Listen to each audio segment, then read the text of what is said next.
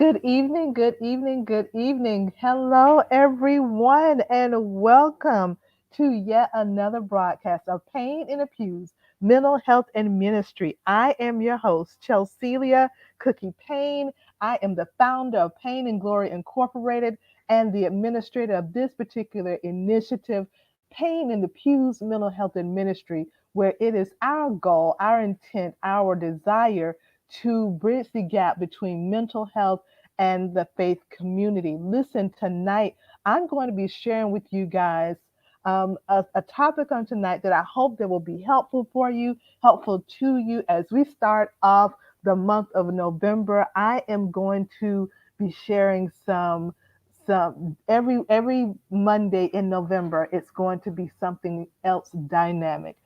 Tonight is going to be decluttering, right? We're going to be talking about the process and the power of decluttering our mind. Listen, we can certainly say we've had a lot going on, and it didn't just start in 2020. If the truth be told, all the experiences that we've had, it just didn't start with 2020. I mean, 2020 didn't help it, but trust me when I tell you, I understand that there have been some things that we have gone through that it's been a challenge. So tonight we're going to talk about decluttering and how that process can help, process that process can help with decluttering our mind and our thoughts and getting to a place where we can kind of breathe through this thing. So I am going to share my screen and we are going to jump into it. I welcome you as you're joining in. I welcome you. I'm so happy you're here. I'm glad that you are a part of tonight's broadcast. I hope that you were able to join us throughout the month of November of October when we honored Domestic Violence Awareness and Prevention Month. I hope that you were a part of it. If you happen to miss any of them, listen, go back and catch the replay because we had some special guests that were amazing. And I promise you it was something that you would enjoy. So, listen, we're going to dive right in. We're going to be talking about decluttering, the process and the power of decluttering your mind, right? Getting some of that clutter out. And so, what is your house saying? And we see the picture that I have here. You see like clutter everywhere. One of the first things that might come to mind is like hoarders. It's not really that bad as far as hoarders, but you get the idea. There's just a lot of things going on. So one of the things you notice when you start to declutter is how much the clutter in your house affects the clutter in your mind. Let me give you an example of what I'm talking about. For me, I have in my closet, I created a prayer area in my closet. So I made turned my closet into a prayer closet, right? It still has clothes in there and all like that, but there's an area in the closet that's dedicated specifically for prayer, right? Great thing. I started this in September of 2018. I remember that vividly for specific reasons, which I'll talk about another time. But I started it September of 2018. So it was all nice. Everything was all, everything was in its place, and this area for my prayer time was perfect. Everything, well, perfect to me. And everything had its own place. Like I said, it's still a closet, so my shoes were in its own place, my purses were in their own place. Everything had its own place. And then when as time went on, some things happened in my life and things began to get cluttered in there. Things weren't the way that they were. Things were just kind of, here and there strewn about. The prayer area was still intact. That area was still intact, but it was kind of like if you look at this picture that we're looking at, you see how that chair over by the window, that chair has nothing in it, has nothing laid across it. There's nothing on or around the chair, but everything else around the chair is kind of cluttered in there. That's kind of how it became for me, and that was indicative of what was going on in my life. Not in certain aspects of my life, right? I was going through some challenges, some hurt, some pain, some grief. Oh my gosh. And that area was kind of signifying externally what was going on internally. And so I realized what was happening. I realized it, but it didn't mean that I immediately began to address it. So then, what did I need to unclutter? You see, there's a vast difference between the picture we looked at a moment ago and the picture we're looking at now. And what happens is when I identified personally what was going on in that room, not my whole house, not anywhere really that anybody could see, right? It was in my closet. Nobody could see that. They couldn't they you could go into my bedroom and see, that was intact. You can go in any other part of the house, the kitchen, living room, dining room, all that, everything was had its place. The dining room, I like to do like the table scapes, so the dining room had its own little decor, and everything had its own place except for that area in my closet. Well, the area which was my closet, which is my closet, that was cluttered, right? But once I began to identify not only the clutter, right, the physical clutter, but why was it like that? It really does feel better. You do really feel better. You really do feel good when you declutter that area, whether it's your whole house or for me, that one closet. It feels even better though to declutter the mind. As I said, when I began to realize, oh my goodness, this is what's going on. This triggered this emotion. This triggered this grief. This triggered this response. This happened. This is happening in the news. This is happening in our world. This is happening in our whatever, in my health, right? Clutter, clutter, clutter. And the more I didn't address, the more I just put things in the closet and didn't address them. The more I shoved more things in the closet, it didn't get any better. But as I began to one at a time, doesn't mean that you have to deal with everything all at one time. No one cleans up a room all at one time. You either pick one thing at a time. You either vacuum or you straighten the covers or whatever your room is that you're working on. One thing at a time I had to deal with. One thing at a time. So I'm going to share with you some useful tips that I hope will make some space for you in your mind. These are some helpful tools and tips.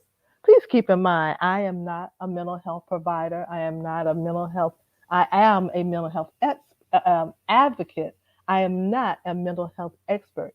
These are just useful tips and tools that I think will help you, that have helped me, and some of them I actually did research on and found to kind of incorporate into what I'm sharing with you on tonight. So I'm hoping that it will be a blessing to you. Just some tips and tools to make some space in your mind. First and foremost, you guys probably already knew where I was going to start with this because of how we started off. Prayer and meditation, they work. Start your day off with prayer. Uninterrupted prayer.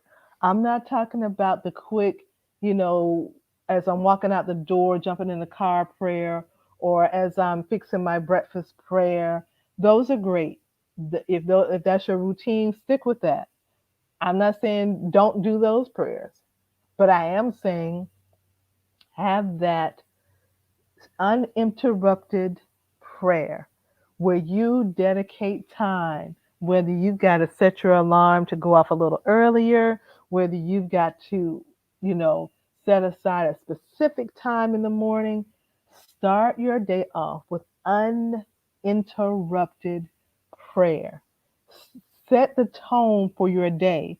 Set the tone for what you need, not just want, what you need to happen in your day, what you need God to do, not only for you, but for your loved ones, Even people you don't know. If you're one that has a commute, you don't know the people you're getting on the road with. But, begin to pray, that God gives you all traveling mercy and grace. That if you encounter someone that needs an uplift, that needs, help, that you are the one that can be that help for them. And if you can't be, get Lord, give you the strength for someone to see that you need help. Start your day off with uninterrupted prayer. I'll tell you real quick, and then I'll get on to the next one. Just this week, no, actually, it wasn't. It was Friday. It was Friday because today's Monday. It was Friday. As I told you when we first started, I have a prayer closet. So I went in, and it was 5 o'clock in the morning. I went in. There had been something that I had been, kind of not in need of, but what's the word I want to use? There was something I had been unclear about. There we go. That's the perfect term. Something I had been unclear about, and I walk in. I hadn't even gotten down to really, gotten into the prayer really good. I hadn't even really. That wasn't even on the forefront of my prayers, to be honest with you. And just as clear as I'm speaking with you all on tonight, I got the answer. I got really instruction, right? Instruction on how to handle the business situation. And when I tell you, I went on and prayed and, prayed, everything else that I need to pray. And I thank God for the answer that He gave me, right? But I had to put action behind it because it was direction on what I need to do. So later, so of course, that was 5 o'clock in the morning. I told you that this happened. So later on, at 9-ish, right between 9 and 9:30, I called this establishment, this place of business, and I called them, and I followed the instructions that I had received in prayer. And when I tell you all, when I tell you, it worked out better than I could have even imagined because I listened. I started my day off with uninterrupted prayer.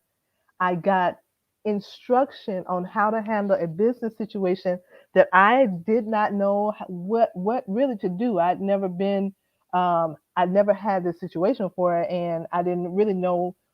I didn't have enough research under my belt to know what to do.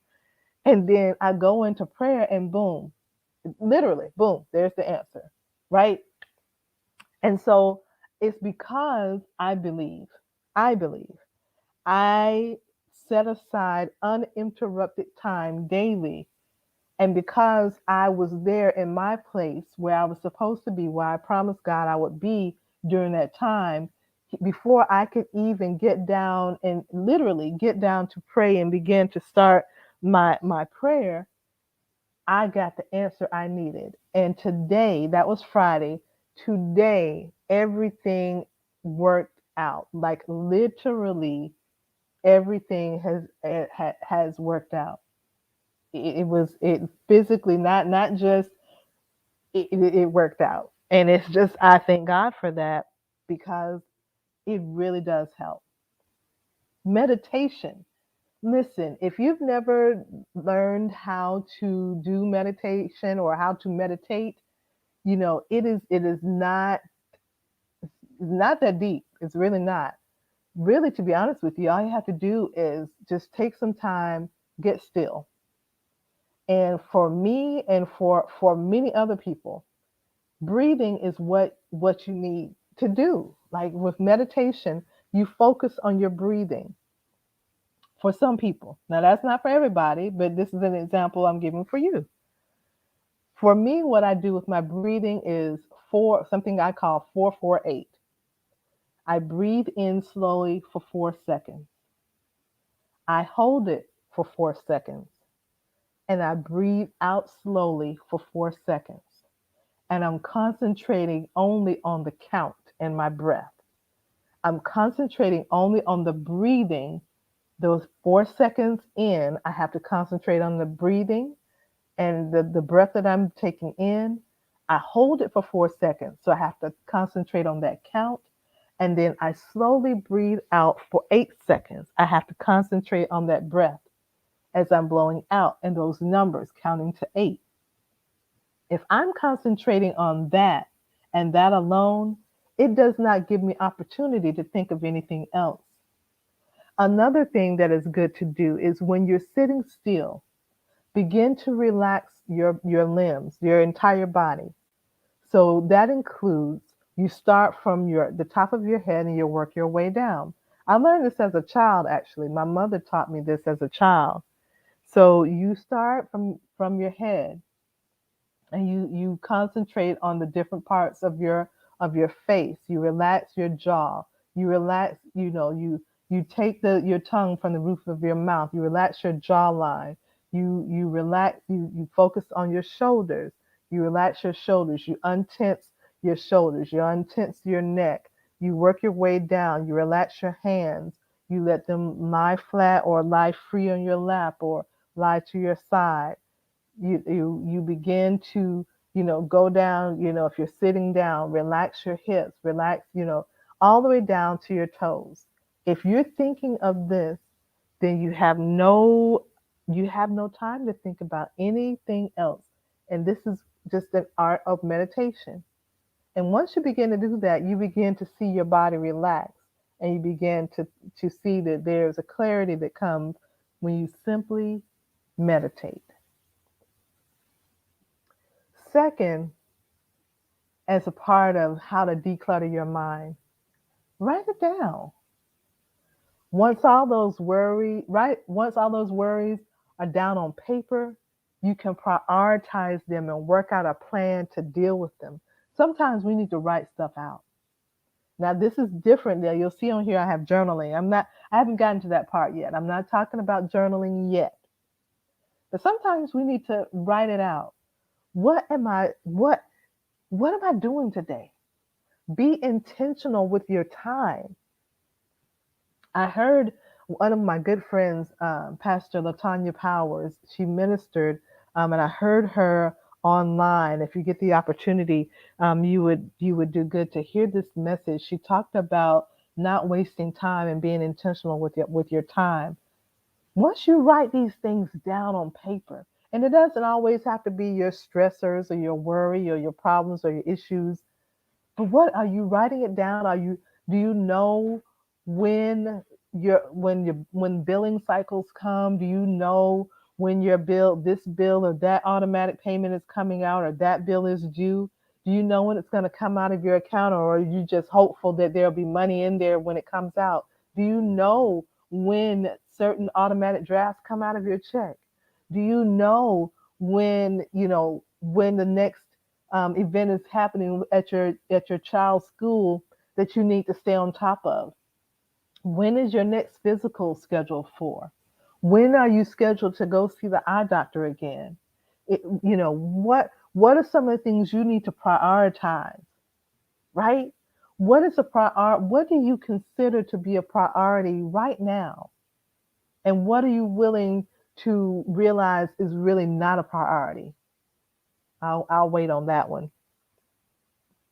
So sometimes we put things as a priority because somebody else put it there, but it is not really does not really go on your priority list, but it's mentally there. But once you write it down, you realize this isn't even mine.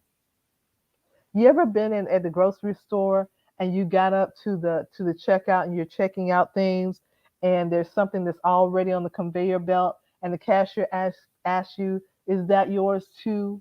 And then you have to let them know that no, that's not mine, because you can see it. You didn't put it in your basket. That's how these priorities are. What's a priority to you? What's a priority to someone else may not necessarily be a priority to you. And because that seed has been planted or that thought has been put there, it's now a imaginary priority. Write it down. Is this really a priority to you? And if it is, make a plan to deal with it. Make a plan to work on it. Make a plan to achieve it. And if it's not a priority to you, don't let it make the list. Be like on the conveyor belt at the grocery store. Don't let it make the checkout. Journaling. Journaling is an amazing way to relieve and release. Journaling is a wonderful way to relieve and release. It helps to declutter the mind. There are a lot of things that we experience that we're holding on as a memory when it needs to just be written down. We may want to go back and revisit how I was feeling on this day, how what the experience was like, what my thoughts were, what this idea came to mind, or this dream is what I had this dream, and then you try to hold on to it in your memory and don't write it down, now you can't quite remember the dream. How was it? How was it on a Thursday or was it on a Saturday? What was that idea I had? Oh my goodness, I can't remember it. But if you journal it, it's there in black and white, right there for you to go back to at any time. You can remember how you felt when such and such said such and such, and the feeling that it gave to you, or when you won that award, or when you got that promotion, or when that person left your life. What was going on? Or when you lost your temper, or when you got a diagnosis, good or bad, right? Journaling has a way of being like therapy, your own personal therapy, and your own personal record keeper.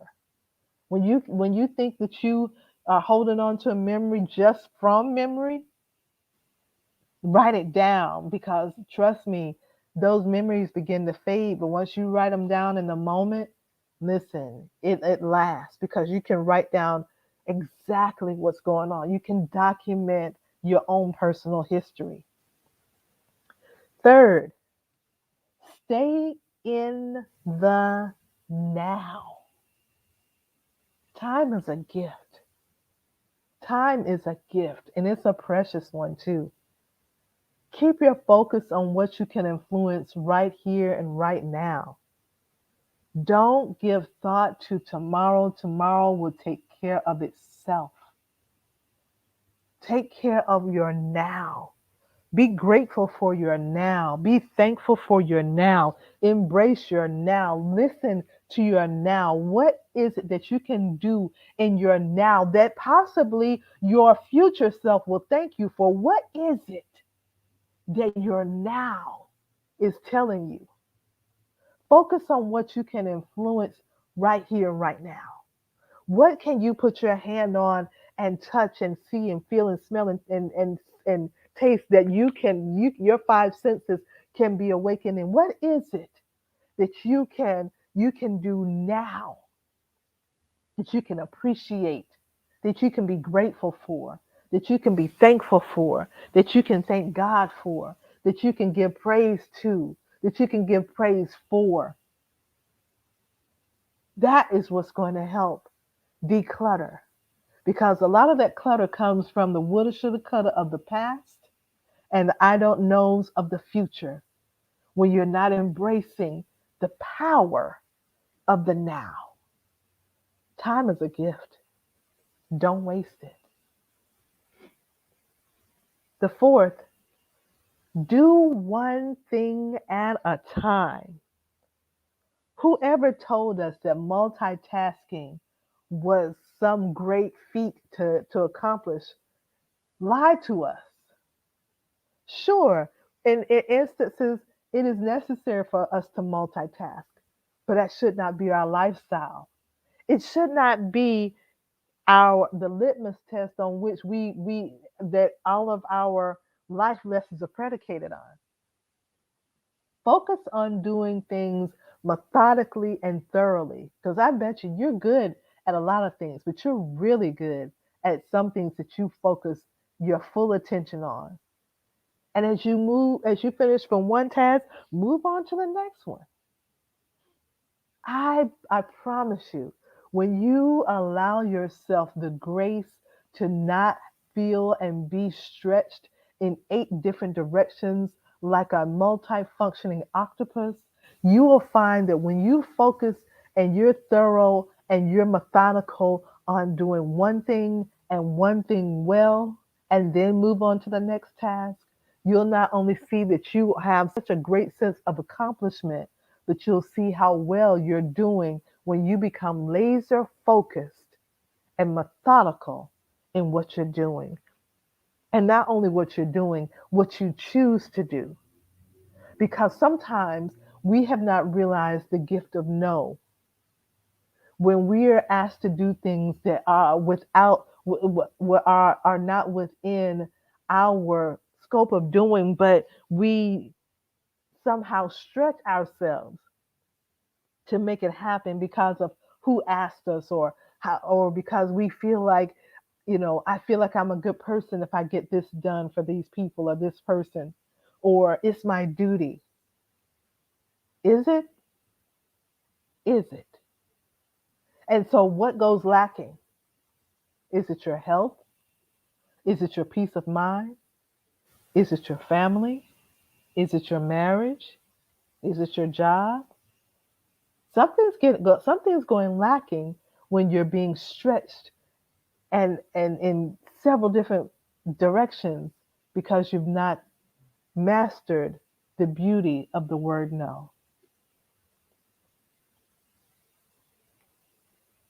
Lastly, control all incoming data. If you can choose to switch off your computer, your phone, your TV, your tablet, and control the amount of data your brain is trying to process, you will see a huge difference. When is the last time you picked up a book? I'm not talking about a Kindle. I'm not talking about an e-reader. I'm talking about a paper bound book with a spine and pages. When is the last time you went out and got some fresh air that did not require that did not mean you going to run an errand, right? When is the last time you actually went out and got some fresh air? When is the last time you actually appreciated, went out in your front yard or backyard or outside just in general, and looked up and appreciated what you saw? Whether it is a sky with clouds, a blue sky, trees, whatever is in your environment, when you look up, there's either trees, skies. When you're outside, when was the last time you appreciated that? When was the last time you had uninterrupted family time, no devices, no computers, none of that, no TV, no electronics? When is the last time you had uninterrupted me time, which just you and your thoughts, you and your journal, you and a book, you and nature? When was the last time that happened? When was the last time you got up in the morning and didn't touch your phone within the first 20, 30 minutes of you getting up? And I said 20, 30 minutes, that was a stretch. 20, 30 seconds is probably more close to the truth, if we're being honest. When was the last time you stepped away from the electronics and gave your brain the ability to relax? Because the blue screen syndrome that contributes to a lot of insomnia and a lot of sleeplessness and sleep patterns being broken, and people complaining so much about how they're not able to sleep well. What are you doing with the electronics in your life? Your brain is trying to process all that is going on. You're being inundated with what's on social media and what's on television and what you're hearing and seeing. And the brain was not, it was, we weren't created for that. You weren't created for that. And sure, I know we have jobs where it's necessary. We have businesses that it's necessary. I myself, I am on social media quite often because I'm posting for my businesses. However, I certainly either know how to schedule or time or put aside or make room for my brain to relax and process. Decluttering your mind will pay off in all sorts of ways that you hadn't imagined. Embrace those benefits. You'll likely be more productive, certainly less stressed, and more motivated. What is it that you can look at in your particular situation and realize, wow, there's a lot going on here.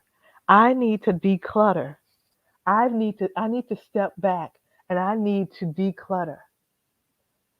Have you ever gone through your closet, whether it is around this time of year, the end of summer, beginning of fall, when you have to go through your closet and you realize, especially, those COVID pounds over the summer, you have to see what clothes you're going to give away and what clothes you're going to keep. This graphic here kind of alludes to that. What is it that you are going to discard in the clutter of your mind? And what things are you going to keep? Remember when I was talking about writing things down earlier? What are those things that are keepers? And what are those things that shouldn't have been on the list in the first place? What are those things that don't fit quite right anymore? And what are those things that, you know what? I should keep this.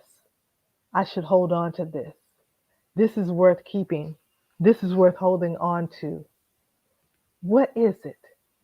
What do you have in the clutter of your mind that you realize I've got to get rid of this or I've got to keep this?